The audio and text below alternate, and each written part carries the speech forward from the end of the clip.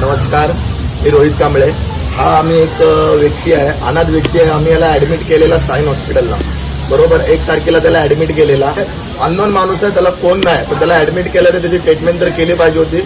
1 तारखेला त्याला ऍडमिट केलेला आहे. आता तारीख आहे 8.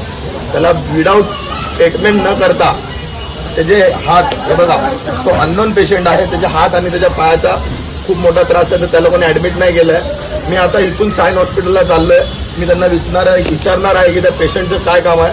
मी सध्या गरिबांना सेवा करतो, गरिबांचं काम करतो, पण हे मला त्यांना विचारायचं आहे की आम्ही अननोन पेशंट ऍडमिट केलेला हा कुठं आहे, आणि हा पेशंटला लवकरात लवकर आम्ही आमचे ग्रुप, आमचा नितीनभाई मित्र पण आहे, आम्ही तेवढे आता जाऊन सध्या साईन हॉस्पिटलला जाऊन त्यांच्याशी इन्क्वायरी करून आमचा हा जो अननोन पेशंट आम्ही ऍडमिट केलेला आहे याला वापस जाऊन तिथे ऍडमिट करू, त्याची